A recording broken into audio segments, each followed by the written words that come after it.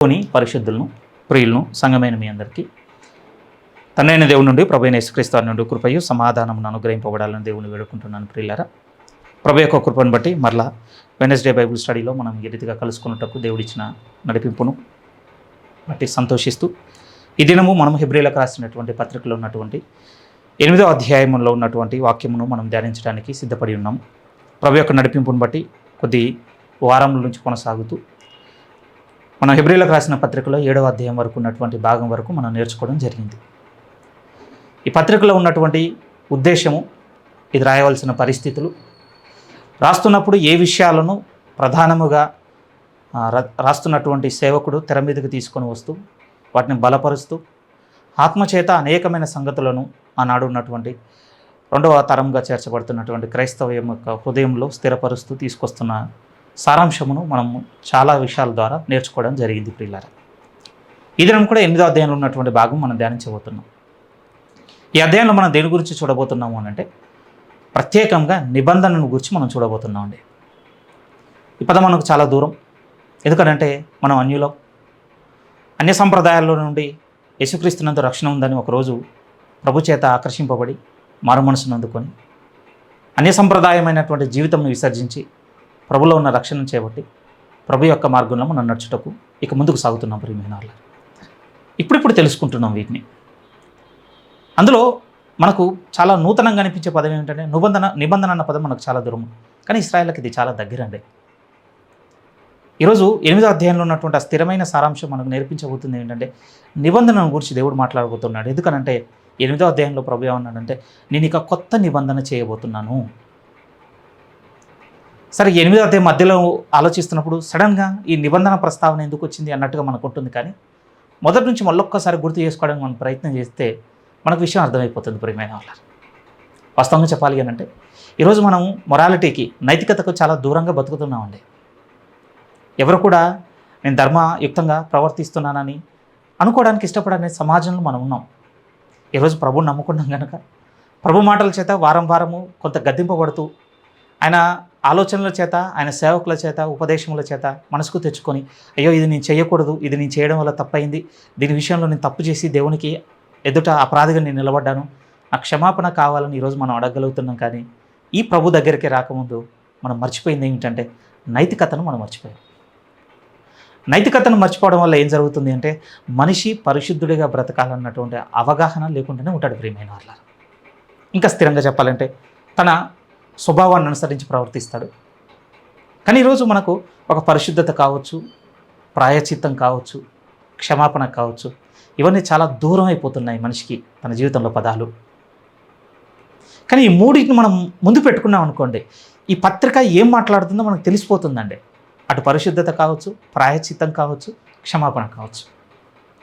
ఈ మూడు ఎవరికి దగ్గర అనంటే ఒక విధంగా చెప్పాలంటే ఇశ్రాయేలుకు చాలా దగ్గర. ఎందుకంటే దేవుడు పరిచయం అయ్యాడు వాళ్ళకి పరిచయం చేసుకున్నప్పుడు దేవుడు ఏమన్నాడు అంటే మోషేని పిలిచాడు. మోషే, నీ చెప్పులు విడుము, నీవు నిలిచిన స్థలము పరిశుద్ధ స్థలము.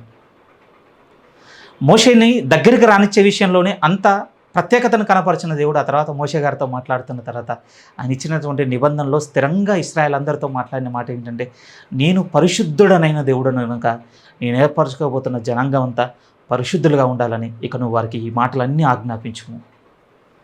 ఎందుకంటే వారికి పరిచయం చేసుకున్న దేవుడు పరిశుద్ధుడు. ప్రియమైన వాళ్ళ, ఆ తర్వాత దేవుడు ఆయన పరిశుద్ధులుగా ఉంటూ ఇశ్రాయేలు పాపం చేసిన ప్రతిసారి ప్రాయచిత్తం కోసం దేవుడు ఏం చేశాడు అంటే ఒక క్రమమును ఏర్పాటు చేసి లేవి గోత్రాన్ని అందులోకి ఆహ్వానించి ఆ క్రమమునంతటిని ఏ విధంగా దేవుడు తీర్చిదిద్దాడంటే అది యాజకత్వం జరిగించేటువంటి క్రమము. ఈ యాజకత్వం జరిగించే ఈ క్రమం ఏం చేయాలి అంటే, ఇదిగో పరిశుద్ధుడనైనా నాకు విరోధంగా పాపం చేసిన ఇశ్రాయేలుకు ప్రాయచిత్తం కలుగుటకు ఇవి వీళ్ళు నా సేవా ధర్మంగా జరిగించాలని యాజకులను ఏర్పాటు చేస్తాడు. ప్రియమైన వాళ్ళు, ఎప్పుడైతే యాజకులు ప్రాయచిత్తం చేస్తారో అపరాధం చేసిన ఇశ్రాయేల్ జనాంగానికి ఏం దొరికింది అంటే క్షమాపణ దొరికిందండి. ఇది వాళ్ళకు చాలా యథార్థంగా చాలా దగ్గరగా ఎక్స్పీరియన్స్ అవుతున్న పరిస్థితులు. దేవుడు పరిశుద్ధత కావచ్చు, చేసిన పాపం నిమిత్తం ప్రాయచిత్తం కోరుకోవడం కావచ్చు, ప్రాయచితార్థమైనటువంటి దేవుని కట్టుబాటు ఆచరించగానే దొరికినటువంటి క్షమాపణ కావచ్చు, ఇవి మనకు దూరం. ఈ ఇంట్రడక్షన్ ఎందుకు ఇవ్వాల్సిన అవసరం ఏర్పడింది అని అంటే మనం మెడిటేట్ చేస్తున్న, మనం ధ్యానిస్తున్న హెబ్రీలకు రాసిన పత్రిక ఈ మధ్య భాగం నుంచి ఇక కొనసాగింపు ఏముంది అంటే యాజకత్వం గురించే స్థిరంగా ఉంది ప్రియమైన వాళ్ళారా. మనం గుర్తు చేసుకున్నాం, మొదటి అధ్యాయం నుంచి జ్ఞాపకం చేసుకోగలిగితే ఈ పత్రిక అంతా ఏమి స్థిరంగా మాట్లాడుతుందంటే యేసుక్రీస్తు వారు ఎంత శ్రేష్ఠుడో మీరు చూడండి అని ఇశ్రాయేలును ఉపదేశిస్తున్నాడు రాస్తున్న వ్యక్తి. మొదటి అధ్యాయంలో దేవదూతలను ప్రవక్తలను సరిపోల్చాడు.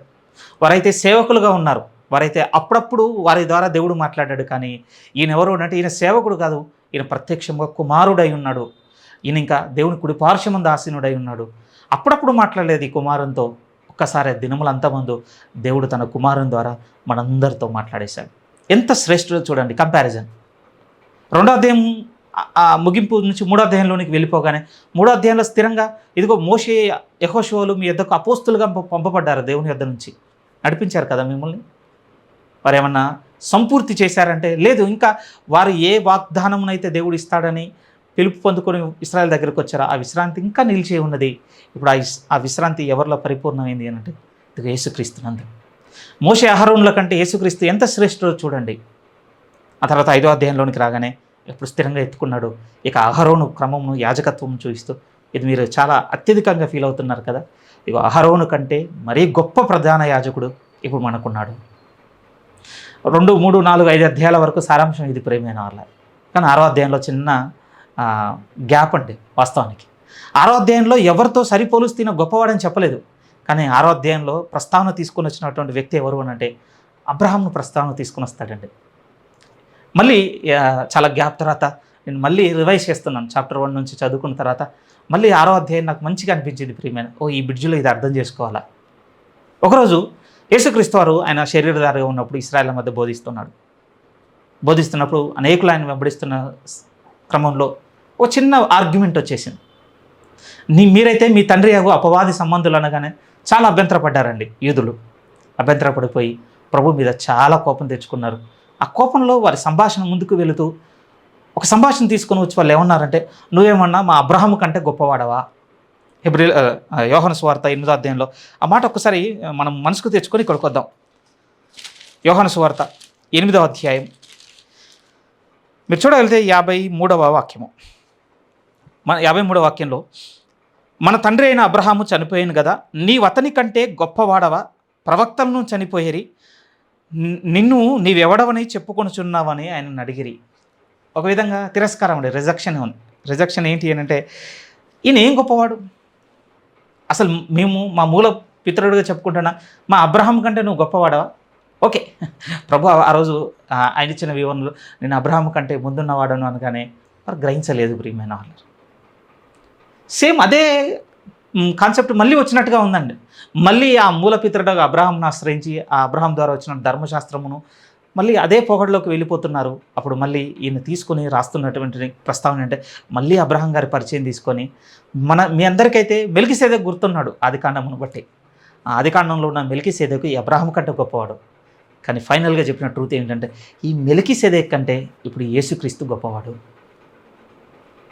6వ అధ్యాయం నుంచి ఇక ఆ గ్రాఫ్ ఎలా ఇంక్రీజ్ అవుతుంటుంది అని అంటే మ్యాచ్లెస్ అండి, అంతే. ఇంకా ప్రభువుతో ఇంకెవ్వరిని సరిపోల్చలేనంత ఉన్నతంగా సాగిపోతుంటుంది ప్రియమైన వాళ్ళ పోలిక.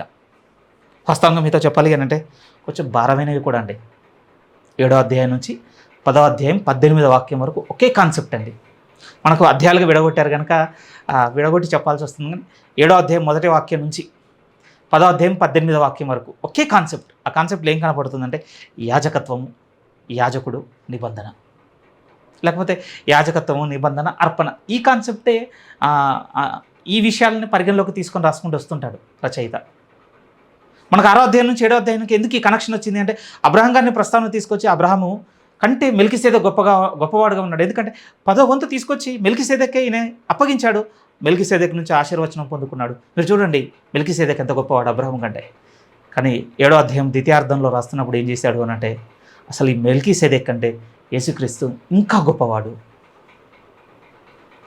మెల్కీసెదెకు యాజక క్రమంలో చేరినవాడుగా ఉన్నాడు. కానీ ఎందుకు మెల్కీసెదెకు కంటే గొప్పవాడుగా ఉన్నాడు అని అంటే ఇప్పుడు ఆయన యాజకత్వం జరిగిస్తున్న ప్లేస్ మారిపోయింది. ఆయన సమర్పించేటటువంటి అర్పణ కూడా మెల్కీసెదెకు కంటే చాలా గొప్పది. అది 7వ అధ్యాయం వరకు సమరీ ప్రియమైన వాళ్ళారా. మీకు గుర్తున్నాయి అనుకుంటాను ఈ సారాంశాలు. మళ్ళీ కొత్తగా ఏం నేను చెప్పలేదు.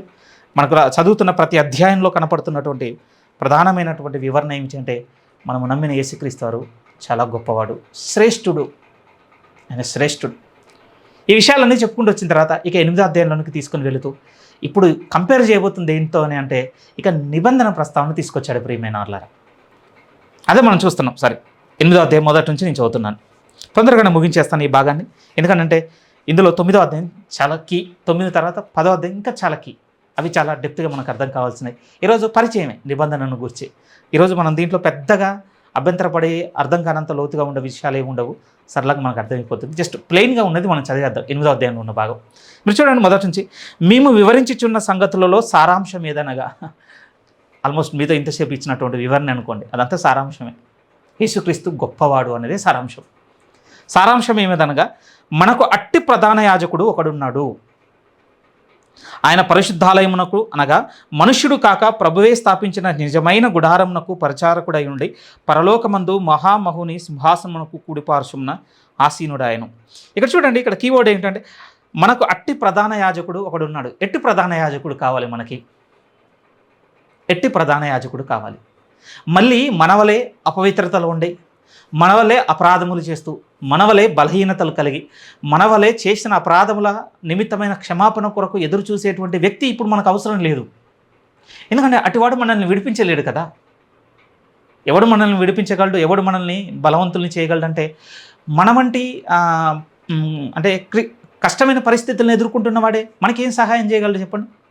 వాటిలో పడనివాడు, లేకపోతే వాటిని జయించినవాడు మనకు కావాలి. వాస్తవానికి పాత క్రమంగా చెప్పబడుతున్న అహరోను క్రమం చూడగలిగితే ఆ క్రమంలో ఉన్నటువంటి యాజక సమూహం ఎలా ఉంది అని అంటే వారు మనవలే ఉండిపోయారు.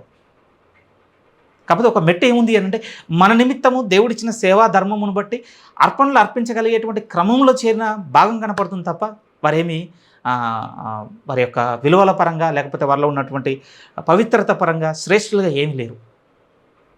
అసలు ఎట్టి ప్రధాన యాజకుడు మనకు కావాలి అని అంటే 7వ అధ్యాయం 26వ వాక్యమే మనకు స్థిరంగా చెప్పేది ప్రియమైన వాళ్ళారా. అక్కడ ఏమంటాడంటే మనకు కావాల్సిన ప్రధాన యాజకుడు ఎలాంటి క్వాలిటీస్తో ఉండాలంటే పవిత్రుడుగా ఉండాలి, నిర్దోషి అయి ఉండాలి, నిష్కల్మషుడుగా ఉండాలి, పాపులలో చేరక ప్రత్యేకముగా ఉన్నవాడై ఉండాలి, ఆకాశ మండలము కంటే మిక్కిలి హెచ్చైన వాడనై ఉండాలి.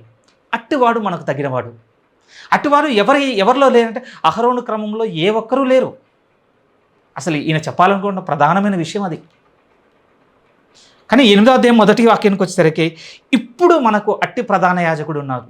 ఎవరి ద్వారా? యేసుక్రీస్తు ద్వారా. ఎందుకంటే ఆయన పవిత్రుడు, నిర్దోషి, నిష్కల్మషుడు, పాపులలో చేరక ప్రత్యేకంగా ఉన్నవాడు, ఆకాశ మండలము కంటే హెచ్చైన వాడు ఆయన. అట్టి ప్రధాన యాజకుడు మనకున్నాడు. నిజమే ప్రియమైన వాళ్ళ, పాపముల నిమిత్తము ప్రాయచిత్తం చేయుటకు పొందుకున్నటువంటి అర్హత అంతా ఇంత చిన్నది కాదండి. ఐ థింక్ 45 కానీ 48 కీర్తన కూడా మీరు చూడగలిగితే కొరవు కుమారులు రాసిన భాగంలో అక్కడ అదే ఉంటుందండి. ఎవడు చేయగలడు ప్రాయచిత్తం అంటాడు. ఒకసారి ఆ మాటలు చదువుకుందాం. ఒకసారి వెనక్కి రండి ప్లీజ్. కీర్తనల గ్రంథము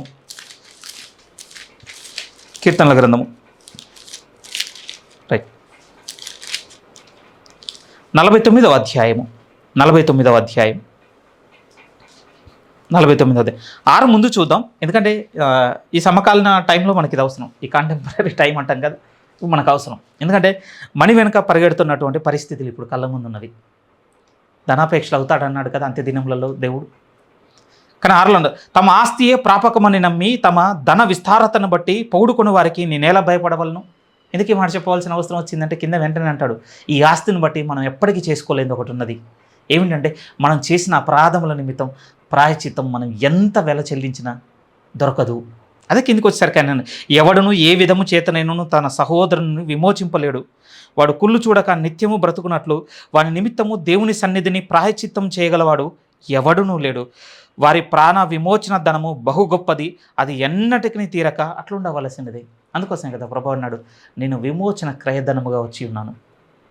అట్టి ప్రధాన యాజకుడు మనకున్నాడు. ఇలాంటి క్వాలిటీస్తో అహరోను క్రమంలో ఉన్నారంటే లేరు. ఇంకా స్థిరంగా చెప్పాలి అంటే యాజక ధర్మమును ఆధారం చేసుకొని ఇంకా ఆస్తిపాస్తులు సంపాదించుకొని వారు ధనవంతులైన భాగాలే ఉన్నాయండి. ఇప్పుడున్నటువంటి ఒక విధంగా సేవక బోధక సమూహం కనపడుతున్నటువంటి భాగంగానే కనపడుతుంది. ఎందుకు ఇప్పుడు యేసుక్రీస్తుని బట్టి మనం గొప్పగా అతిశయించాలంటే ఈ ప్రధాన యాజకుడు మనకు తగినవాడినా అంటే ఇప్పుడు మనం ఏదో చాలా గొప్ప లెవెల్లో ఉన్నాం కనుక మనకు సరిపోయినడానికి కాదు ప్రియమైన వాళ్ళారా. మనం చేసిన అపరాధము దానికి సంబంధించిన ప్రాయశ్చిత్తం పొందుకొని క్షమాపణ దొరకాలి అని అంటే ఆ ప్రాయశ్చిత్తానికి సరిపోయినటువంటి క్వాలిటీస్ ఎవరిలో ఉన్నాయి అని అంటే ఈయనలో మాత్రమే ఉన్నాయి. అందుకోసం సారాంశం ఏదనగా ఇప్పుడు అట్టి ప్రధాన యాజకుడు మనకు దొరికి ఉన్నాడు. అందుకోసం ఈయనను కలిగి ఉన్న తర్వాత మళ్ళీ ఒక విధంగా ఆ టైంలోకి రాస్తున్నట్లయితే మళ్ళీ యూదా మతంలోనికి జారిపోవాల్సిన అవసరం వాళ్ళకి ఉండొద్దు. ఈరోజు మనకు మళ్ళీ లోకంలో కలిసిపోయేటువంటి ప్రేరేపణ కూడా మనకు కూడా ఉండకూడదు. మొదటి రోజే మీతో చెప్పినాను, ఇది ఆ రోజు ఉన్నటువంటి ఇశ్రాయేళ్లకు మాత్రం, ఎందుకంటే యూదా మతంలోనికి జారిపోకుండా వాళ్ళని మళ్ళీ క్రైస్తవ్యంలో నిలిపి ఉంచడానికి రాసిన పత్రిక ఆ సమయానికి. మరి ఈ సమయానికి మనం మళ్ళీ ఎందులో నుంచి అయితే వచ్చాం, వాళ్ళు యూదుల్లో నుంచి క్రైస్తవ్యంలోనికి వచ్చారు, మనం ఎందులో నుంచి వచ్చాం, లోకంలో నుంచి ప్రభువులోనికి వచ్చాం. మళ్ళీ ఇప్పుడు ప్రభువులో నుండి లోకంలోనికి జారిపోకుండా మనం నమ్మిన మన ప్రభువు ఎంత గొప్పవాడో మనకు తెలియాలి. నిజం ప్రియమైన వారు, అందుకోసం ఈ పత్రికను చాలా దగ్గరగా మనసుతో చూడడానికి మనం ప్రయత్నం చేస్తున్నాం. సరే, 8వ అధ్యాయం కొంచెం కిందికి వెళ్ళిపోతాం. అట్టి ప్రధాన యాజకుడు ఒకడు మనకున్నాడు. ఆయన పరిశుద్ధాలయమునకు అనగా మనుష్యుడు కాక ప్రభువే స్థాపించిన నిజమైన గుడారమునకు పరిచారకుడై ఉండి పరలోకమందు మహామహుని సింహాసనముకు కుడిపార్శ్వమున ఆసీనుడై ఉండెను. ఇప్పుడు ఈయన ఇంత గొప్ప ప్రధాన యాజకుడుగా ఉన్న ఈయన మరి ఎక్కడ జరిగిస్తున్నాడు ఈయన యాజకత్వమును అని అంటే, ఈయన భూమి మీద జరిగించటం లేదు. భూమి మీదనైతే ఒక విధంగా చెప్పాలి అని అంటే దేవుడు స్థాపించక మనుషులు స్థాపించిన గుడారం ఉంది. ఒక విధంగా కిందికి వచ్చేసరికి అది ఛాయగా ఉందంటాడు. అది నిజ స్వరూపం కాదు. నిజ స్వరూపం యొక్క ఛాయ ఎక్కడ ఉండిపోయింది. ఎందుకు ఆ ఛాయ ఎక్కడిది అంటే, ఒకరోజు సీనాయి పర్వతం మీదకి దేవుడు మోషేని పిలిపించాడు. ధర్మశాస్త్రం ఇవ్వకముందు దేవుడు చూపించాడు. ప్రియమైన నిర్గమకాండం 25వ అధ్యాయంలో మనకు అదే కనపడుతుంది. కిందికి వచ్చేసరికి కొండ మీదను నీకు చూపబడిన మాదిరి చొప్పున సమస్తమును చేయుటకు జాగ్రత్త పడుము 5వ వాక్యంలో ఉంది కదా. నిర్గమకాండం 25వ అధ్యాయంలో మీకు కనపడుతుంది. తర్వాత మీరు చూసుకోండి 9వ వాక్యము 40వ వాక్యం మీరు చూడగలిగితే క్లియర్గా తెలిసిపోతుంది. ఈ ప్రత్యక్ష గుడారము మోషేకు దేవుడు ఎక్కడి నుంచి చూపించాడంటే పరలోకంలో దాని నిజ స్వరూపం ఉందంట. ప్రియమైన వాళ్ళారా, ఇప్పుడు మనం నమ్మిన మనకు సరిపోయిన ఈ గొప్ప ప్రధాన యాజకుడు ఎక్కడుండి సేవకత్వం జరిగిస్తున్నాడు అని అంటే, ఇప్పుడు మనుషుడు స్థాపించింది కాదు, దేవుడే నిజముగా స్థాపించిన ఆ గుడారంలోనికి ప్రవేశించి అక్కడి నుంచి మన నిమిత్తము యాజకత్వం జరిగిస్తున్నాడు. ఏం చేస్తున్నాడు ఆయన యాజకత్వం ద్వారా? మనం చేసిన అపరాధముల నిమిత్తం ప్రాయశ్చిత్తం చేస్తున్నాడు. దానికి ప్రతిగా దేవుని యొద్ద నుంచి క్షమాపణ మనం పొందుకుంటున్నాము. అది మనం మనకూడదండి. ఈరోజు ఈజీగా అడుగుతున్నాం ప్రియమైన, నేను కూడా అగ్రీ చేస్తాను, తప్పు చేస్తున్నాం. వెంటనే రియలైజ్ అవుతున్నాం, అయ్యో ఇది నేను చేయకుండా ఉండాల్సిందే, నా బలహీనత, స్లిప్ అయిపోయాను, మళ్ళీ పడిపోయాను, నన్ను అర్థం చేసుకుంటున్నాను, ప్రభువా నన్ను క్షమించని దేవుని కోరుకొని ఈ ప్రార్థనను యేసుక్రీస్తునామమున అడుగుతున్నానని మనం ఆమెనంటున్నాం ప్రియమైన వాళ్ళ. ఆ తర్వాత మన మనసుకు ఒక చిన్న ధైర్యం అండి, నేను చేసిన అపరాధము దేవుడు క్షమించాడన్నటువంటి ఆ ధైర్యం ఎక్కడి నుంచి కలుగుతుంది అని అంటే, ప్రభు మనకిస్తుంది ఆయన జరిగించిన యాజకత్వం ద్వారా మనకు దొరుకుతున్నటువంటి క్షమాపణ ప్రియమైన వాళ్ళ. ఇది కొంచెం మన దగ్గర తీసుకురావడానికి చెప్తున్నాను. దీన్ని ఆధారం చేసుకొని ఇక కంటిన్యూస్ ఇదే పనిలో ఉండడానికి నేను చెప్పడం లేదు. అసలు ఈ పత్రిక అది కాదు చెప్పేది. 10 నుంచి ఆ విధంగా ముందుకు వెళ్ళిపోయి 13వ అధ్యాయంలోనికి వచ్చేసరికి ఒక విధంగా ప్రభువులో విజయమైనటువంటి జీవితంలోనికి పిలుస్తుందండి ఈ పత్రిక.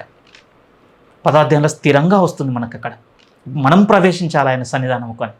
అక్కడికి వచ్చేసరికి కొంచెం స్థిరంగా చూస్తాం, కొంచెం ప్రార్థన కూడా కలిగి ఉండండి, 1-2 సార్లు చదువుతూ ఉండండి. ఎలాగో మనకు 2-3 వారాలు పడుతుంది అక్కడికి వచ్చేసరికి. వెరీ సీరియస్ అండి, కొంచెం డెప్త్గా కూడా ఉంటుంది అక్కడ టాపిక్. కానీ ఇక్కడికి వచ్చేసరికి అంటున్నాడు, ఇక 3వ వాక్యం చూద్దాం, కొంచెం స్పీడ్గా వెళ్తాను ప్రియమైన. 3వ వాక్యంలో అంటున్నాడు, మన ప్రధాన యాజకుడు ప్రతి ప్రధాన యాజకుడు అర్పణలను బలులను అర్పించుటకు నియమింపబడును, అందుచేత అర్పించుటకు ఈయనకు ఏమైనా ఉండుట ఆవశ్యకము. ఇక్కడ ఈ చెప్తున్న ఈ 3వ వాక్యంలో మళ్ళీ సడన్గా ఎవరిని పోలుస్తున్నాడంటే, మళ్ళీ అహరోను క్రమంలో నుంచి వచ్చిన యాజకులను పోలుస్తూ ప్రతి ప్రధాన యాజకుడు అర్పణలు బలులు అర్పించుటకు ఉన్నాడు. అంతేకాదు ఇంకొకటి కూడా అడిషనల్గా ఏముంది అని అంటే, ఆయన కూడా తన నిమిత్తము ఏదో ఒకటి అర్పించవలసినటువంటి అవసరం ఆయనకు కూడా ఉన్నది. సరే, ఇది 9వ అధ్యాయంలో ఒకసారి మాట కూడా చూడండి, 7వ వాక్యం. 9వ అధ్యాయం 7లో కూడా, సంవత్సరమునకు ఒక్కసారి మాత్రమే ప్రధాన యాజకుడు ఒక్కడే రక్తము చేత పట్టుకొని 2వ గుడారంలోనికి ప్రవేశించును. ఆ రక్తము తన కొరకును ప్రజల అజ్ఞాన కృతముల కొరకును అర్పింపబడును. కేవలం మనుషులు చేసిన అపరాధముల నిమిత్తమే అర్పిస్తున్నాడు. ఈయన పవిత్రుడుగా ఉన్నాడు కాదు, సంవత్సరమునకు ఒకసారి ఇతను కూడా తన నిమిత్తము ఏదైనా అర్పింపబద్ధుడు. అహరోను క్రమంలో నుంచి వచ్చిన ప్రధాన యాజకుడు పవిత్రుడు కాదు, నిర్దోషి కాదు, నిష్కల్మషుడుగా ఉన్నవాడు కాదు. ఆకాశ మండలం కంటే హెచ్చైన వాడు కాదు, పాపలలో చేరకంగా ప్రత్యేకంగా ఉన్నవాడు కూడా కాదు. ఏమండి ఇలా ఒక విధంగా ఇన్కంప్లీట్గా లేకపోతే అసంపూర్ణంగా ఉన్నటువంటి యాజక ధర్మమును కలిగే ఇంత ఆనందపడుతున్నారు కదా యూదులు. కానీ ఈరోజు మీరు నేను అంగీకరించి ఒకనాడు 2000 సంవత్సరాల క్రితం నుంచి అంగీకరించిన క్రైస్తవ్యం ప్రవేశించిన యాజక క్రమం ఎంత గొప్పది అంటే సంపూర్ణ సిద్ధి పొందిన ఆయన జరిగిస్తున్న యాజక క్రమంలోనికి ఈరోజు మనం వచ్చాం ప్రియమైన వాళ్ళారా. ఒక విధంగా చెప్పాలి అంటే యాజకుడు లేకుండా అండి మనం అర్పించి ఏది కూడా దేవుని యొద్దకు చేరదు ప్రియమైన వాళ్ళారా. నిజం, చేరదు. రాజుల చరిత్ర అప్పుడప్పుడు చదువుతున్నప్పుడు నాకు దావీదు గారిది చాలా బాగుంటుందండి. ఎందుకంటే ఆయన దగ్గర చదివినంత ఎక్కువగా యాజకుని ఆశ్రయించిన లేఖన భాగాలు వేరే రాజు దగ్గర మనం చూడం. ప్రతి చిన్నదాని కొరకు ఓపెన్గా అడగొచ్చు కదా, నేను ఇది చేయాలనుకుంటున్నాను, నన్ను నడిపించు, ఇలా పోవాలనుకుంటున్నాను, నన్ను తీసుకెళ్ళి ఈజీగా అడగొచ్చు కదా, ఇలా యుద్ధానికి వెళ్తున్నాను, నాకు విజయాన్ని ఇచ్చి. అలా ఉండదండి. వెంటనే ఏ యాజకుని పిలిపిస్తాడు, ఏ ఫోర్ ధరింపజేస్తాడు, యాజకుని అడుగుతుంటాడు ప్రేమైన అట్లా. ఎందుకంటే ఆయనకు అర్థమైంది, నేను ఏది అడిగినా ఏది చేసినా ఏం చేసినా దేవుని యొద్దకు చేరాలి అని అంటే ఎవరి ద్వారా జరుగుతుంది అంటే యాజకు ద్వారానే. ఈరోజు మనకట్టి ప్రధాన యాజకుడు ఉన్నాడు ప్రియమైన వాళ్ళారా. మనం ఆశ్రయించిన ఆయన ఆకాశ మండలం కంటే హెచ్చైన వాడు. కానీ అహరోను క్రమమును ఒక విధంగా చూపిస్తూ ఆయన ఏమంటున్నాడు, అతను ఇతరుల నిమిత్తం అర్పింపబద్ధుడు, తన నిమిత్తం కూడా అర్పింపబద్ధుడు. కానీ 4వ వాక్యం అంటున్నాడు, ధర్మశాస్త్ర ప్రకారము అర్పణలు అర్పించేవారు ఉన్నారు కనుక ఈయన భూమి మీద ఉన్న ఎడల యాజకుడు అయి ఉన్నాడు. ఈ రెఫరెన్స్ చాలా బాగుంటుందండి. ఎందుకనంటే యేసుక్రీస్తు వారు ఎందుకు ఇప్పుడు తండ్రి కుడి పార్శ్వమున ఆసీనుడై ఉన్నాడు అనడానికి ఇక్కడ సొల్యూషన్ ఉంది.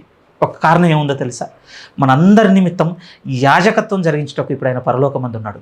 ఒకవేళ మనం ఇలా అనుకుందాం, భూమి మీద ఉంచలేడా దేవుడు అంటే ఉంచగలడు. ఒకవేళ ఉంచినట్లయితే ఆయన ఏమవ్వడు అని అంటే యాజకుడు అవ్వలేడు. ఎందుకంటే ధర్మశాస్త్ర ప్రకారం ఇంకా యాజకత్వం జరిగిస్తూ బలులు అర్పించేవారు ఇంకనూ ఉన్నారంటే ఉన్నారు. ఇశ్రాయేల్ వెళ్ళిపోతే మనకు కనపడుతుంటారు. కానీ ఇప్పుడు ఆయన ఎందుకు పరలోకమందు ఉన్నాడంటే 4వ వాక్యం చెప్తుంది, ఆయన మన నిమిత్తం యాజకుడు అయినట్టుకు ఇప్పుడు పరలోకమందు ఉన్నాడు. ఇది కొంచెం కీవర్డ్ అండి, అది మనసులో పెట్టుకోవాలి. ఎందుకంటే చాలా వరకు మనల్ని హేతుబద్ధంగా అడుగుతున్న ప్రశ్నలు చాలా ఉంటాయి యేసుక్రీస్తు వారి గురించి. ఒకరోజు కనుక శిలువ మీద ఉన్న దొంగ, నువ్వు కిందికి దిగుము అలాగైతే నేను నమ్ముతాను అన్నట్టుగా ఈరోజు అన్ని దగ్గరికి వెళ్తే కూడా చాలా అడుగుతుంటారు. ఇలాంటివి అడుగుతున్న దాంట్లో ఆయన అక్కడ ఉన్నవాడైతే ఇప్పుడు కనపడమను, లేకపోతే ఇక్కడికి వచ్చేయమను, ఇక్కడ ఉండమను, ఇలాంటి క్వశ్చన్స్ అక్కడ ఇక్కడ మనకు తారసపడుతుంటాయి. వారికి సమాధానం ఇచ్చటం కాదు, కానీ మనకు ఆదరణ కలుగుటకు ఎంత గొప్ప మాట ఉంది ఇక్కడ అంటే ఆయన ఎందుకు దేవుని కుడి పార్శ్వమున ఆసీనుడై ఉన్నాడు అనంటే ఇప్పుడు భూ సంబంధంగా ఉన్నట్లయితే ఇంకా ధర్మశాస్త్ర ప్రకారం అర్పణలు అర్పించేవారు ఇంకా ఉన్నారు. అలాగైతే ప్రభు ఇక్కడ యాజకుడై ఉండుట ఇక కుదరదు. అందుకోసం ఆయన పరలోకమందు ఆసీనుడై. ఇంకొక శ్రేష్టమైన మాట కూడా చెప్పగలను. ఇక్కడైతే అర్పణలు అర్పిస్తున్నటువంటి యాజకులు అయితే నిజమైన గుడారంలోనికి ప్రవేశిస్తూ అర్పిస్తున్నవారు కాదు, ఇంకా కేవలం ఛాయ, ఒక విధంగా నీడ రూపంగా ఉన్న దానిలోనికి వెళ్ళి అర్పిస్తున్నారు. కానీ ఇప్పుడు మనము అర్పిస్తున్నటువంటి అర్పణలు ఎంత శ్రేష్టమైన స్థలంలో అప్పగింపబడుతున్న దేవుని కంటే ఏది దేవుడు స్థాపించుకున్నాడో, ఏది దేవుడు ఏర్పాటు చేశాడో ఆ నిజమైన దాంట్లోకి వెళ్ళి చేరుతున్నవి. ఇప్పుడు మనకు తెలియదు ప్రియమైన వాళ్ళారా. రేపన్న రోజున దేవుని దగ్గరికి వెళ్ళినప్పుడు ఏమో ఇలా చెప్పడా అతిశయోక్తి ఏమో అనిపిస్తుంది, కానీ నమ్మవలసిన అవసరం వస్తుంది ప్రియమైన వాళ్ళారా. ఏంటి అంటే రేపు మనం అర్పించిన అర్పణలన్నీ దేవుడు మనల్ని పిలిచి చూపిస్తే మనం చూడగలుగుతాము రేపు అక్కడ. అందుకోసం ప్రకటన గ్రంథంలో కూడా చాలా లేఖనాల్లో అదే ఉంది, ఇవి పరిశుద్ధుల ప్రార్థనలు. చూడగలుగుతున్నారండి. ప్రేయర్ని చూడడం అనేది ఇక్కడ అర్థం కాదండి, ఇక్కడ కాన్వర్జేషన్గానే ఉంది. మనం ఒక విధంగా దేవునితో డైలాగ్, ఒక విధంగా మోనోలాగ్గానే ఉందండి. మనమే మాట్లాడుతున్నాం, దేవుడు వింటున్నాడు, ఒక విధంగా మోనోలాగ్గా ఉంది. కొందరి జీవితంలోనే డైలాగ్గా ఉంది, వీరు మాట్లాడడం, దేవుడు అటు నుంచి సమాధానం ఇవ్వడం. కానీ రేపన్న రోజున ఏం చూడబోతున్నాం అంటే పరిశుద్ధుల ప్రార్థనలు చూడబోతున్నాము. అది నమ్మాలి ప్రియమైన వాళ్ళారా. ఒక నిజమైన స్థలమునకు చేరుతున్నవి ఒక గొప్ప ప్రధాన యాజకుని ద్వారా. ఈయనను ఆశ్రయించినందుకు మనం సిగ్గుపడద్దు. అయ్యో ఈయన కంటే ఇంకొక ఏదో గొప్పది ఉంది, దాని కిందికి వెళ్ళిపోతే బాగుండన్నటువంటి ఆలోచన కూడా కలగకూడదు. స్థిరపడదాం, ఈ ప్రభువును వెంబడిస్తున్నందుకు ఆనందపడదాం. కిందికి వెళ్ళగలిగితే ప్లీజ్ అలా కిందికి వచ్చేద్దాం. 5వ వాక్యంలో, మోషే గుడారం అమర్చబోయినప్పుడు కొండ మీద నీకు చూపబడిన మాదిరి చొప్పున సమస్తము చేయుటకు జాగ్రత్త పడమని దేవుని చేత హెచ్చరింపబడిన ప్రకారము ఈ యాజకులు పరలోక సంబంధమగు వస్తువుల ఛాయారూపకమైన గుడారమందు సేవ చేయుదురు. వీరు చేస్తున్నది ఒక విధంగా మన ప్రభు నమ్మిన ఆయన గొప్ప ప్లేస్లో ఉన్నాడు అనేది ఇక్కడ కన్క్లూజన్. 6లో అంటున్నాడు, ఈయనైతే ఇప్పుడు మరీ ఎక్కువైన వాగ్దానములను బట్టి నియమింపబడిన మరీ ఎక్కువైన నిబంధనకు మధ్యవర్తివై ఉన్నాడు గనక మరీ శ్రేష్టమైన సేవకత్వము పొంది ఉన్నాడు. ఇక్కడ కీవర్డ్ అండి 8వ అధ్యాయంలో కీవర్డ్ ఏమిటంటే ఇప్పుడు వచ్చింది నిబంధన. ఇక్కడ నుంచి ప్రియమైన 10వ అధ్యాయం 18వ వాక్యం వరకు వెళ్ళేసరికి ఆల్మోస్ట్ అండి 13 లేదా 17 సార్లు కనపడుతుందండి నిబంధన నిబంధన నిబంధన నిబంధన అన్న వర్డ్. ఎందుకు ఈ ప్రస్తావన వచ్చింది అని అంటే బాగా వినండి ప్రియమైన వాళ్ళ. ధర్మశాస్త్రం అనే పాత నిబంధన ఉన్నందున అహరోను క్రమం అనే యాజకత్వం జరుగుతున్నది. ఒక యాజకత్వంను దేవుడు ఏర్పాటు చేసిన తర్వాత దేవుడు ఒక స్థిరమైన గుర్తుగా ఏం చేశాడంటే ఒక నిబంధన చేశాడండి వాళ్ళతో. కవనెంట్ నిబంధన అది పాతది. 7వ అధ్యాయంలో కూడా ఒక మాట చదువుదాం. దీనికి సంబంధించి 7:22లో కూడా మనం చూడగలిగితే 7:22 అంటున్నాడు, మరి ఈయన ప్రమాణం లేకుండా అంటే యేసు యాజకుడు కాలేడు గనుక ఆయన మరీ శ్రేష్టమైన నిబంధనకు పుటకాపి ఆయను. ఒక విధంగా షూరిటీకి ఇచ్చాడట ప్రియమైన వాళ్ళ. మరీ శ్రేష్టమైన నిబంధన, ఎందుకంటే మరీ శ్రేష్టమైన యాజక క్రమము ప్రవేశపెట్టబడినందున ఇప్పుడు ఏం చేంజ్ అవ్వబోతుందంటే నిబంధన కూడా మారుతుంది. ఇశ్రాయేల్తో ఇదే ఇబ్బంది ప్రియమైన వాళ్ళ, నిజం. మళ్ళీ ధర్మశాస్త్రంకి ఎందుకు వెళ్ళాలన్నటువంటి క్రైస్తవ్యంలో కూడా ఈరోజు ఉన్నటువంటి ఒత్తిడి ఇదేనండి. మళ్ళీ మనకు సబ్బాత్ దినం ఉందని కావచ్చు, మళ్ళీ పాత నిబంధన సంబంధమైనటువంటి పండుగలు ఆరాధనలు మనకు ఉన్నవని కావచ్చు. నిజంగానే నేను ఒక ఛానల్లో చూసినప్పుడు చాలా అవాక్కయ్యాను. ఇక్కడ తెలుగు పీపుల్ నిజమండి, అది ఏ స్టేటో తెలియదు, వాళ్ళ డిస్క్రిప్షన్లో యూట్యూబ్ ఛానల్లో వాళ్ళ అడ్రస్ ఇవ్వలేదు, చూద్దాం అనుకున్నప్పుడు స్ట్రేంజ్ అండి. వర్తమానం అంతా విశ్వాసాలందరితో బోధించిన ఉపదేశకుడు ఏం చేశాడంటే ముగింపు ప్రార్థన ప్రజల వైపు ఉండి ప్రార్థన చేయాల్సిన ఆయన సడన్గా కెమెరాకి కొంచెం అటువైపు వెళ్ళిపోయండి, ఒక డైరెక్షన్ వైపు ఉండి ప్రార్థన చేస్తున్నాడు. ఎందుకనంటే మళ్ళీ ధర్మశాస్త్ర సంబంధమైన కట్టుబాట్లు, మళ్ళీ ధర్మశాస్త్ర సంబంధమైనటువంటి ఆచారాల్లోనికి మళ్ళీ క్రైస్తవ్యాన్ని ఈరోజు స్థిరంగా తీసుకెళ్ళిపోతున్నారండి. 2 కారణాలు చెప్తాను ప్రియమైన వాళ్ళ. ఆ 2 కారణాల్లో మొదటి కారణం ఏంటంటే నూతన నిబంధన అర్థం కాకపోవడం ఆ సేవకులకు. 2వ కారణం ఏంటో తెలుసా? విశ్వాసులు బైబిల్ చదవకపోవడం కూడా. నిజం. అందుకోసం ప్రియమైన ఏం చెప్పినా నమ్మడానికి ఈజీగా ఉన్నారండి. తొందరగా కన్విన్స్ అయిపోతున్నాం మనం. ఎందుకు? మనం చదవని కారణాన్ని బట్టి. ఏ పుస్తకంలో దేవుడు ఏ సంగతులు చెప్పాడు, ఈ సంగతులను ఏ విధంగా మార్చుకుంటూ తీసుకెళ్ళాడు, మార్చిన వాటిని ఏ విధంగా స్థిరపరుస్తున్నాడు, కనీసం వాటికి సంబంధించినటువంటి అవగాహన కూడా కొంత కూడా కలిగి ఉండకపోవడం వల్ల, ఎవరు కూడా చదవకపోవడం వల్ల ఈరోజు సేవకులు ఏంటంటే అటు తీసుకెళ్ళడానికి ఈజీ అయిపోతుంది ప్రియమైన వాళ్ళు. యేసుక్రీస్తు ఒక మాట అంటారండి, యోహాను సువార్త 10వ అధ్యాయం 27 అనుకున్నా, నా గొర్రె నా స్వరమును విను అంటాడు ప్రియమైన వాళ్ళ. ఈరోజు ఆయన స్వరమును వినేటట్టుగా ఏ మందలో కూడా ఏ విశ్వాసం ఉండటం లేదు. చూసారా, ఆయన గొర్రె ఆయన స్వరమును వినని స్థితికి వెళ్ళిపోయేసరికి ఆయన స్వరము కానీ వేరొక స్వరము చెప్పబడుతుంది. ఆ స్వరమును వింటే అనేకులు అటువైపు వెళ్ళిపోతున్నారు అంటాడు ప్రభు. ప్రియమైన సంఘమును నేను కోరుతున్నాను, దయచేసి మీరు ప్రభు స్వరమును వినలేని స్థితిలో మాత్రం మీరు ఉండకూడదు. వీటిని ఎరుగువారుగా ఉండండి, ప్రభువాక్యమును ధ్యానించేవారుగా ఉండండి, చదవడానికి సమయం కేటాయించుకునేవారుగా ఉండండి. మన ప్రయారిటీ తెలుస్తుంది అందులో, మన ప్రయారిటీ.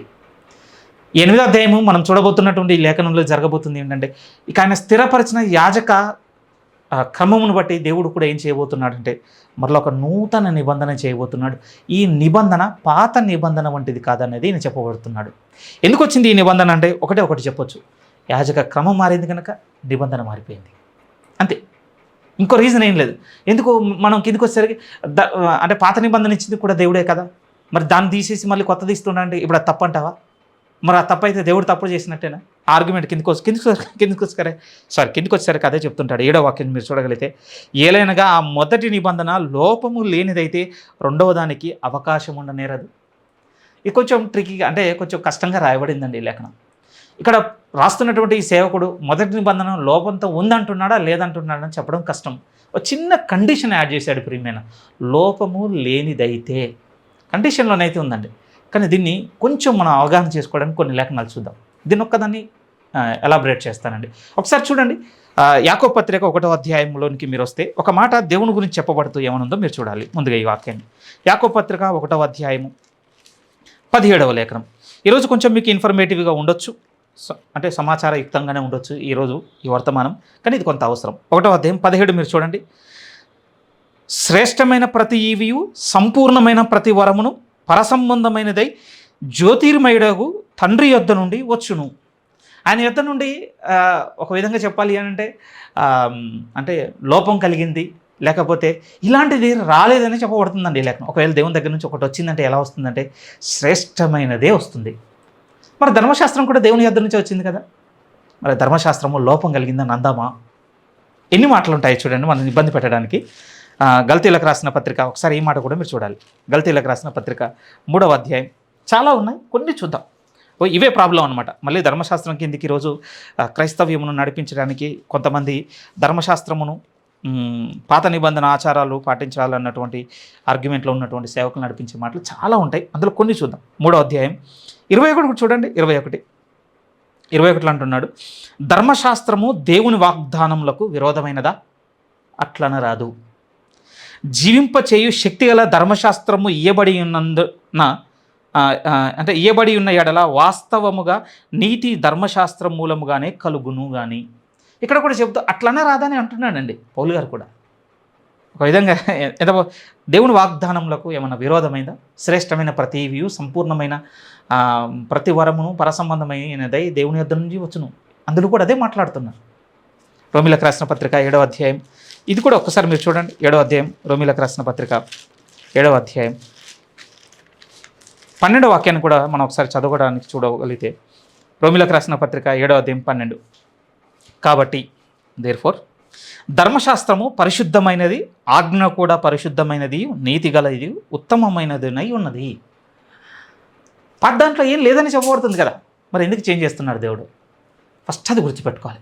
యాజక క్రమం మారుస్తున్నాడు కనుక నిబంధన మార్చవలసిన అవసరం వచ్చింది. ఇది ఫస్ట్. దీంట్లో ఎటువంటి కాన్ఫ్లిక్ట్ లేదండి, ఎటువంటి విరోధం లేదు. ఒకవేళ యాజక క్రమం నుంచి బయటకు వచ్చి ఆర్గ్యుమెంట్ చేస్తే ఇబ్బంది ఉంది. కానీ మనము యాజక క్రమం మీద ఆధారపడి నిలబడి మాట్లాడుకున్నాం అనుకోండి, ఖచ్చితంగా పాత నిబంధన మార్చవలసిందే. ఎందుకంటే పాత యాజక క్రమం మార్చాడు కదా, దాన్ని మార్చినప్పుడు నిబంధన కూడా మార్చాలి. ఓకే, ఇక్కడికి క్లియర్. ఒకవేళ యాజక క్రమాన్ని పక్కకి వెళ్ళి ఈరోజు ఆర్గ్యుమెంట్ చేస్తారు కదా, ఆర్గ్యుమెంట్ చేస్తున్న దాంట్లో ఏంటంటే మళ్ళీ ధర్మశాస్త్రం పాటించవచ్చు కదా, అసలు ఏది మొదటి నిబంధన, ఏది దేవుడు ముందు ఇచ్చాడు, ఏదేదో బోల్డ్ అని ఉంటాయి. ప్రియమైన వాళ్ళ ఆ బోల్డ్ అని ఉన్న దాంట్లో కొన్ని లేఖనాలు కూడా ఏముంటున్నాయి, అట్లా అనరాదు. దేవుని వాగ్దానములకు విరోధమైనది కాదు, ఒప్పుకుంటాం. ఒక విధంగా ధర్మశాస్త్రము పవిత్రమైనది, ప్రతి ఆజ్ఞ కూడా ఒక విధంగా పరిశుద్ధమైంది, నిత్య జీవార్థమైంది, అన్నీ అప్లికేబులే, నిజమే. కానీ ఇక్కడ అర్థం చేసుకోవాల్సిన ఒకటి ముఖ్యమైన విషయం, ఎందుకు ధర్మశాస్త్రము మార్చవలసి వచ్చింది అంటే ఒక్క మాట మళ్ళీ హెబ్రీలోనే చూడగలం మనం. ఇది చాలా ముఖ్యమైన మాట అండి. హెబ్రీలకు రాసిన పత్రిక మళ్ళీ 8వ అధ్యాయంలోనికి మీరు రాగలిగితే 9వ వాక్యంలో మనం చూడగలం. ఆ పాత నిబంధన ఏం చేసిందటంటే, అది నేను ఐగుప్తుల నుండి వీరి పితరులను వెలుపలికి రప్పించుటకే వారితో నేను చేసిన నిబంధన వంటిది కాదు, ఏమనగా వారు నా నిబంధనలో నిలవలేదు. పాత నిబంధనలో ఉన్నటువంటి పెద్ద ప్రాబ్లం ఏంటో తెలుసా ప్రియమైన వాళ్ళ?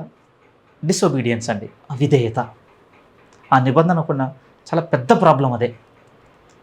అవిధేయత అనేది ఈరోజు కొత్త నిబంధన ఇవ్వబడిన క్రైస్తవ్యంలో కూడా ఉంది కదంటే, కానీ పాత నిబంధనకి కొత్త నిబంధనకు ఉన్నటువంటి వ్యత్యాసం ఏమిటి అనేది మనం స్థిరంగా చూడగలిగితే, ఈరోజు విధేయులము అవ్వడానికి మనకి ఈరోజు సహాయం చేయటకు యేసుక్రీస్తు వారు ఉన్నారు. కానీ పాత నిబంధనకు అలా లేదు ప్రియమైన వాళ్ళు. ఎందుకంటే పాత నిబంధన అండి అది శరీరంను ఆస్వాదం చేసుకొని పనిచేసే తప్ప ఆత్మను ఆస్వాదం చేసుకొని కాదు. రోమిలకు రాసిన పత్రిక కొంచెం టఫ్గా ఉంటుంది. రోమిలకు రాసిన పత్రిక 8వ అధ్యాయం 3వ వాక్యాన్ని కూడా మనం చూడగలిగితే, 3వ వాక్యము ఇక్కడ అంటున్నాడు, శరీరమును అనుసరింపక ఆత్మను అనుసరించియే నడుచుకొను మన యందు ధర్మశాస్త్ర సంబంధమైన నీతి విధి నెరవేర్చబడవలనని పాప పరిహారము నిమిత్తము దేవుడు తన సొంత కుమారుణ్ణి పాప శరీరాకారముతో పంపి ఆయన శరీరమందు పాపమునకు శిక్ష విధించెను. ఈ లేఖనం మనకు నేర్పించేటువంటి లేఖన భాగం ఏమిటి అంటే, ధర్మశాస్త్రము శరీరమును ఆస్వాదము చేసుకొని క్రియ చేసేదండి. ఆ లాకున్న నేచర్ ఏంటంటే ఒక విధంగా మన శరీరం ఆస్వాదం చేసుకొని పని చేసేటువంటిది. అది ఒక విధంగా ఇంకా స్థిరంగా చెప్పాలంటే ఆత్మ సంబంధమైన ఆజ్ఞలు కనపడవు, కట్టుబాట్లు కనపడవు ప్రియమైన వాళ్ళ పాత నిబంధనలో. ధర్మశాస్త్రంలో శరీర సంబంధమైనటువంటి వాగ్దానాలు ఉంటాయి, శరీర సంబంధమైనటువంటి ఆచారాలు ఉంటాయి, శరీర సంబంధమైనటువంటి శాపములు ఉంటాయి. మరి కొత్త నిబంధన చేయబోతుంది ఏంటి? మళ్ళీ ఇది భూ సంబంధమైంది కాదు. ఎందుకు భూ సంబంధమైంది కాదు? యాజక ధర్మమే భూ సంబంధమైంది కాదు కదా. యాజక సంబంధమైంది భూ సంబంధమైంది ఆల్రెడీ ఉన్నది, అది జరుగుతుంది. కానీ ఇప్పుడు యేసుక్రీస్తు వారు మళ్ళీ భూ సంబంధమైనటువంటి ఆ ఛాయారూపకమైన ప్రత్యక్ష గుడారంలోనికి ఇప్పుడు ఆయన ప్రవేశించలేదు. మనుషుల చేతి పని కాక దేవుని చేత స్వాస్థ్యంగా ఏర్పాటు చేయబడిన ఆ గుడారంలోనికి ప్రవేశించాడు. అందుకోసం ఇప్పుడు భూ సంబంధమైంది కాదు, ఈ మృతమైన పరిచర్యలోకి తీసేయలేదు కాదు, స్థిరంగా ఇప్పుడు నిబంధన మార్చబోతున్నాడు. రైట్. వాస్తవానికంటే కొన్నిసార్లు ఆలోచిస్తే అంటే చెప్పడానికి అంటే కొంచెం సిల్లిగా ఉండొచ్చేమో, కానీ ఒకసారి ఆలోచిస్తే నిజం అనిపిస్తుంది. ఈరోజు అన్నిట్లో అప్డేటెడ్ని కోరుకునేటువంటి అంటే క్రైస్తవుడు అనుకుందాం కొద్దిసేపు. ఎందుకో ఈ రెండు నిబంధనల మధ్య పోరాటం దగ్గరికి రాగానే ఎప్పుడు పాతదాని కిందకి వెళ్ళిపోతుంటారు ప్రియమైన వాళ్ళ. అన్నిట్లో అప్డేటెడే మనం మంచిది అనుకుంటామండి. ఫోన్ కావచ్చు, ఇంకేదైనా కావచ్చు, ఫ్యాషన్ కావచ్చు, ఎనీథింగ్ కొత్తగా వచ్చింది పాతదానికంటే అన్నిట్లో బెటర్ అనుకుంటాం. కానీ ఎందుకో ఈ నిబంధన దగ్గరికి రాగానే ప్రభు అన్నాడు కదా, నిజమే, కొత్త ద్రాక్షారసం కొత్త దాంట్లో పోయింది, పాతది పాత దాంట్లో పోయింది. అది చెప్పిన తర్వాత కూడా ప్రభు అన్న మాట అదే, అయినను పాతదే మంచిదని అనుకుంటారని ప్రభు చెప్పినట్టుగానే ఈరోజు తెలియకుండానే ప్రియమైన ధర్మశాస్త్రమును ఆశ్రయించేవారు ఉన్నారు, ధర్మశాస్త్రమును కోరుకునేవారు ఉన్నారు. ఇంకొక పెద్ద శోధన మీద చెప్పనండి, మీరు గ్రహించాలి ఈ పెద్ద శోధనని. కొత్త నిబంధనలో నుండి కొత్త నిబంధన రూపేణ పరిచర్యను జరిగిస్తూ కొత్త నిబంధన ప్రకారంగా సంఘమును కడుతున్నటువంటి ఆలోచన కలిగిన సేవకులు కూడా మళ్ళీ ఆ సంఘమును మళ్ళీ ఏ ఆశీర్వాదాల్లో ఏ వాగ్దానాల్లో నడిపిస్తున్నారో తెలుసా? మళ్ళీ పాత నిబంధన సంబంధం అనేది. మన దేవుడు భూ సంబంధంగా ఇవి చేస్తాడు, ఇవి చేయగలడు, ఇవి ఎందుకు చేయడు, ఇవి మనం అడగాలి, ఇవి పొందుకోవాలి. నేను పొందుకోవడం వాటి గురించి నేను అగెయిన్స్ట్ కాదు, కానీ నేను ఎక్కడ వ్యతిరేకంగా నాకు అనిపించింది అని అంటే, అసలు ప్రారంభ శతాబ్దపు సంఘం నుంచి ప్రభు కొరకు నిజంగా మృతి నొందిన భక్తుల వరకు ఆలోచిస్తే వాళ్ళు పోయిన మార్గమే వేరుగా ఉందండి. వారు దేవుని యొద్ద నుంచి పొందుకున్న ఆశీర్వాదాలే వేరుగా ఉన్నవి. కానీ మనమే మారిపోయాయి ప్రియమైన వాళ్ళ. ఈరోజు పేదరికంలో ఉన్నాడు అని అంటే ఒక విధంగా వాడు అవిశ్వాసాన్నంత వరకు తీసుకొచ్చి పెట్టేశారండి. మరి విశ్వాసం ఎవడు? దేవుని యొద్ద నుంచి వాగ్దానాల రూపేణ, ఆశీర్వాదాల రూపేణ భూ సంబంధంగా అన్నిటిని పొందుకున్నవాడు, పోగొట్టుకున్నవాడు కాదు. ఈరోజు పోగొట్టుకున్నవాడు పాపి జాబితాలో చేరిపోయాడండి, పొందుకునేవాడు దేవుని ఆశీర్వాదం పొందుకునే జాబితాలో చేరిపోయారు. మీరు చూసారా, మళ్ళీ ఏ నిబంధన కిందకి చాలా సటల్గా నెట్టేశారు. బాధ కలిగే విషయం ఏంటంటే మంచి విశ్వాసులు కూడా మళ్ళీ దాన్నే కోరుకుంటున్నారండి. అది నాకు చాలా బాధ కలిగింది. నేను కూడా కొంత ప్రత్యక్షంగా చూడడానికి చూపిస్తున్నట్టుగా నాకు అనిపించింది దేవుడు కొందరిని. పాత నిబంధనలో ఉన్నటువంటి పెద్ద ప్రాబ్లం ఏంటంటే అవిధేయత, వారు దానిలో నిలవలేదు. కానీ ఇప్పుడు ఇవ్వబోతున్న నిబంధన గురించి చాలా పెద్ద లేఖనాలు చెప్పేశాడు. అవి మనం చదువుకొని ముగించుకుందాం. ఫిబ్రవరికి రాసిన పత్రిక 8వ అధ్యాయం. జస్ట్ పరిచయం. ఈ 8వ అధ్యాయంలో ఏముందని చూపించాను అంటే నిబంధన అనేది ఉందనేది కీవర్డ్. దాని గురించి మనం బాగా స్ట్రెచ్ చేసుకోవాల్సిన అవసరం లేదు, ఎందుకంటే ఈరోజు మనం విశ్వసించి ఉన్నాము కొత్త నిబంధనని. మన రక్షకుని ద్వారా మనకు ఇవ్వబడిన కొత్త నిబంధన ఇప్పుడు మనకు ప్రమాణం అని మనం విశ్వసించి ఉన్నాం కనుక మళ్ళీ పాత నిబంధన సంబంధమైనటువంటి నిర్ధారణలో మనకేదో బలంగా అవసరం లేదని భావిస్తున్నాను. కానీ ఒకటి స్థిరమైనటువంటి గుర్తు మీకు ఏమి ఇచ్చాను అంటే, యాజక క్రమం మారింది కనుక నిబంధన మారవలసిన అవసరం వచ్చింది. అది వెరీ షూర్. ఇంకా అదొకటి మనం ఫండమెంటల్గా పెట్టుకుంటే ప్రాబ్లం లేదండి. అది బాగా గుర్తుపెట్టుకోవాలి మనం. ఇక 8 నుంచి నేను చదువుతున్నాను. అయితే ఆయన ఆక్షేపించి అనగా విధంగా ఒక విధంగా చెప్పాలి అంటే వ్యతిరేకించి అనుకోండి, వ్యతిరేకించి వారితో ఇలాగ చెప్పుచున్నాడు. ఎవరితో? పాత నిబంధనే మాకు ప్రామాణ్యం అనుకునే వారిని వ్యతిరేకించి దేవుడు ఇలాగ చెప్పబోతున్నాడు. ఎలాగంటే, ప్రభు ఇట్లా నేను ఇదిగోని ఒక కాలం వచ్చుచున్నది, అప్పట్లో ఇశ్రాయేల్ ఇంటి వారితోనూ యూదా ఇంటి వారితోనూ నేను కొత్త నిబంధన చేయదును. ఇదేం న్యూ వర్డ్ కాదండి. అపోస్తులు అంటే క్రైస్తవునిగా మారిన తర్వాత భక్తులు రాసిన మాటలేం కాదండి. కొత్త నిబంధన చేయబోతున్నాను అనేది. పాత నిబంధన ప్రామాణికంగా ఎంచుకున్నటువంటి ప్రవక్తలు, రాజులు కూడా చెప్పుకుంటూ వస్తున్న మాటలు. 110 దావీదు కీర్తన చూశారనుకోండి, అక్కడ క్లియర్గా తెలిసిపోతుందని మెల్కీసెదెకు ద్వారా ఒక నూతనమైన క్రమంలోనికి దేవుడు నడిపించబోతున్నాడు, ఒక నూతన నిబంధన వారికి ఇవ్వబోతున్నాడు. దావీదు చెప్తాడు. ఆ తర్వాత ఇర్మియా ప్రవక్త, మనం చదువుతున్న ఈ పెద్ద లేఖన భావం ఎక్కడిది అంటే ఇర్మియాలో ఉండేది. క్రీస్తుకు పూర్వమే 600 సంవత్సరాల క్రితం ఉన్నటువంటి ఇర్మియా ప్రవక్త ద్వారా దేవుడు ముందే చెప్పేశాడు, ప్రియమైన వాళ్ళారా, ఇక నేను మార్చబోతున్నాను. ఏదో మళ్ళీ క్రైస్తవులు కొత్తగా వచ్చేసి వీళ్ళు చేంజ్ చేసుకున్నారు. కొంతమంది ఆర్గ్యుమెంట్ ఏంటో తెలుసా, ఇది మొత్తం పౌలు నిబంధన అనేటోళ్ళు కూడా ఉన్నారండి. ఎందుకంటే ఎవరిది ఎక్కువ ఉంది రైటింగ్ ఇందులో? పౌల్ది. అదే పౌలు ఐడియాలజీ అనే వాళ్ళు ఉన్నారు, పౌలు సిద్ధాంతాలు అనే వాళ్ళు ఉన్నారు. పరిసయ్యుల్లో నుంచి ఆయన బయటికి గెంటేసేసరికి వాళ్ళ మీద కోపంతో చాలా ఏవేవో రాసేసాడు అనే వాళ్ళు ఉన్నారు. చాలా ఉన్నారు ప్రియమైన వాళ్ళారా. ఎందుకంటే ఇది కొత్తగా స్టార్ట్ అయింది అనుకుంటున్నారు. కొత్తగా ఏం లేదండి, దేవుడు ముందు నుంచి చెప్పుకుంటూ వస్తుంది. ఇక రిఫరెన్స్గా 110 కీర్తన ఇచ్చాను. మనం చదువుతున్నది ఇది ఎక్కడి నుంచి వస్తుందంటే ఆల్మోస్ట్ ఇర్మియా గ్రంథం 31 అధ్యాయంలో ఉంటుంది ప్రియమైన వాళ్ళ. 31 వాక్యం నుంచి దేవుడు ముందే చెప్పేశాడు, నేను మార్చబోతున్నాను. ఎందుకు మార్చబోతున్నాను అంటే యాజక క్రమాన్ని మార్చబోతున్నాను. ఎందుకు యాజక క్రమాన్ని మార్చవలసి వచ్చింది అని అంటే, పాత నిబంధన వలనటువంటి బలులు అర్పణలు మనుషులకు ఒక విధంగా ప్రాయశ్చిత్తం కలగజేయలేకపోయాయి. మరింత పాపంలోనికి, అపరాధంలోనికి వారిని నడిపించేశాయి.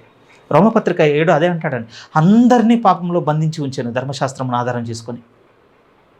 కానీ ఇప్పుడు వచ్చిన నిబంధన, ఇప్పుడు వచ్చిన యాజకుడు, ఇప్పుడు వచ్చినటువంటి క్రమం కంప్లీట్గా డిఫరెంట్. ఎంత డిఫరెంట్ అని అంటే, ఆయన ప్రవేశించి ఉన్నాడు, ఆయన ప్రవేశించినటువంటి ఆ దేవుని సన్నిధానంలోనికి ఇప్పుడు ఆయన క్రమం ద్వారా మనల్ని అందరినీ నడిపించబోతున్నాడు అనేది 10వ అధ్యాయం ముగింపు. సరే, అక్కడికి వస్తాం కానీ క్లోజ్ చేద్దాం. ఇక 8 నుంచి చదువుతున్నాం. అయితే ఆయన ఆక్షేపించే వారితో ఇలాగ చెప్పుచున్నాడు, ప్రభు ఇట్లా నేను ఇదిగో ఒక కాలము వచ్చుచున్నది, అప్పటి ఇశ్రాయేల్ ఇంటి వారితోనూ యూదా ఇంటి వారితో నేను కొత్త నిబంధన చేయుదును. అది నేను ఐగుప్తులో నుండి వారి పితరులను వెలుపలికి రప్పించుటకే వారిని చేయి పట్టుకున్న దినమున వారితో నేను చేసిన నిబంధన వంటిది కాదు. ఏమనగా వారు నా నిబంధనలో నిలవలేదు కనుక నేను వారిని అలక్ష్యము చేసి తిని అని ప్రభు చెప్పుచున్నాడు. ఆ దినములైన తర్వాత ఇశ్రాయేల్ ఇంటి వారితో నేను చేయబోవు నిబంధన ఏదనగా వారి మనస్సులో నా ధర్మ విధులను ఉంచేదను, వారి హృదయముల మీద వాటిని వ్రాయుదును. నేను వారికి దేవుడనయ్యందును, వారు నాకు ప్రజలయ్యందురు.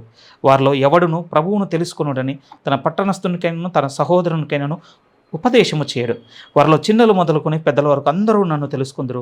నేను వారి దోషముల విషయమై దయగలిగి వారి పాపములను ఇకను ఎన్నడూను జ్ఞాపకము చేసుకున్నానని ప్రభువు సెలవిచ్చుచున్నాడు. ఈ క్వాలిటీ పాత నిబంధనకు లేదండి. ఏది? వారి అపరాధములు నేను ఎన్నటికీ జ్ఞాపకం చేసుకొని, వారు బలిలు అర్పిస్తున్న ప్రతిసారి దేవుడు వాటిని జ్ఞాపకం చేసుకొని వారి ఎడల దేవుడు చాలా కోపంతోనే ఉన్నట్టుగానే పాత నిబంధన అంతా కనపడుతుంది. కానీ కొత్త నిబంధన మాత్రం ఎలా ఉంది అని అంటే, వాటిని ఎన్నటినీ జ్ఞాపకం చేసుకొని అన్నటువంటి వాగ్దానం ఇందులో ఉన్నది. ఇది దీన్ని మనము అవగాహన అంటే లేకపోతే అండర్స్టాండింగ్లో, మన లాజిక్లో పెట్టుకోవడం చాలా కష్టం ప్రియమైన వాళ్ళ. ఇది కేవలం విశ్వాసం మీద ఆధారపడి ఉన్న విషయం. నేను నా ప్రభువును స్వరక్షకును అంగీకరించిన కారణమును బట్టి నా అపరాధములన్నింటి శిక్ష ఆయన భరించి దేవుని ముందు నన్ను నిలబెట్టి ఉన్నాడు. దానికి ప్రతిగా దేవుడు నన్ను చూడగానే నా అపరాధములు ఒక్కటి కూడా జ్ఞాపకం చేసుకొనక ఈరోజు మిమ్ములను నన్ను స్వీకరిస్తున్నాడన్న విశ్వాసం మీద ఆధారపడి ఉన్నది ఈ నిబంధన. నిజం ప్రియమే, కీవర్డ్ అన్న అందుకని న్యూ టెస్ట్మెంట్లో కీవర్డ్ ఏంటి? విశ్వాసము. అన్నిటికీ ఆధారము విశ్వాసం అంతే. కానీ ఈ నిబంధన గొప్పతనం ఏంటంటే, దేవుడే ఆయన ధర్మ విధులను మన హృదయంలో మీద రాస్తాను అంటున్నాడు ప్రియమైన వాళ్ళ. ఇంకెవ్వరూ జ్ఞాపకం చేయవలసిన అవసరం లేదు. ఒక తల్లి ఉన్నది, పిల్లవాడిని చిన్నప్పటి నుంచి పెంచుతుంది. 20 ఏళ్ళు వచ్చినా కూడా వానికి ఇంకా మార్నింగ్ లేవగానే బ్రష్ చేసుకోమని చెప్పాల్సి వస్తుంది, వానికి స్నానం చేయాల్సి చెప్పాల్సి వస్తుంది, మంచిగా బట్టలు వేసుకోమని చెప్పాల్సి వస్తుంది, వానికి ఇలా తినాలి, ఇలా తినొద్దు, ఇలా నడవాలి, ఇలా అన్నీ చెప్పాల్సి వస్తుంది.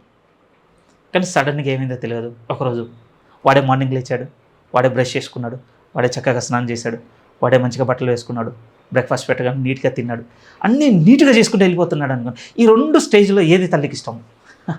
ఆవేశంగా రెండోది ఇష్టం అండి. మొదటి నిబంధన ఎలా ఉంది అంటే అన్నీ చెప్పవలసి వచ్చింది. కానీ రెండో నిబంధన ఏంటో తెలుసా? చెప్పకుండానే చేసే పరివర్తనలోనికి నడిపించేది.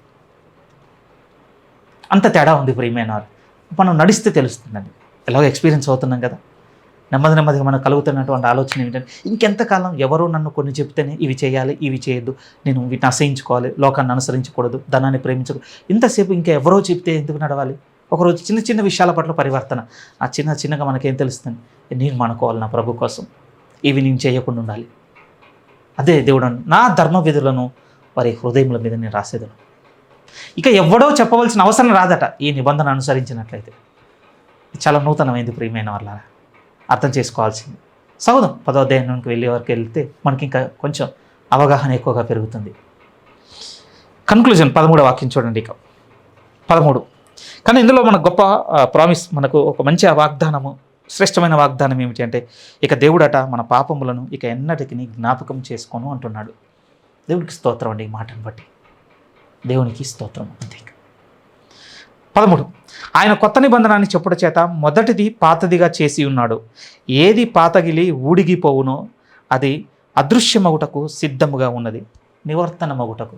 2000 సంవత్సరాల క్రితమే, ఆల్మోస్ట్ 70లోనే 80లోనే ఇది నివర్తనమగుటకు సిద్ధంగా ఉన్నది అన్నాడు. అంటే ఇప్పటికీ ఇది ఇంకా నిలిచి ఉందని చెప్పబడుతూ దాంట్లోనికి మళ్ళీ వెళ్ళిపోతున్న క్రైస్తవులను చూసి మనం బాధపడవలసిందే తప్ప, ఎందుకనంటే నివర్తనమైన దానికి మళ్ళీ అసలు నిబంధన లేని చోట మాకు నిబంధన ఉందని నిలబడ్డారంటే వాళ్ళు.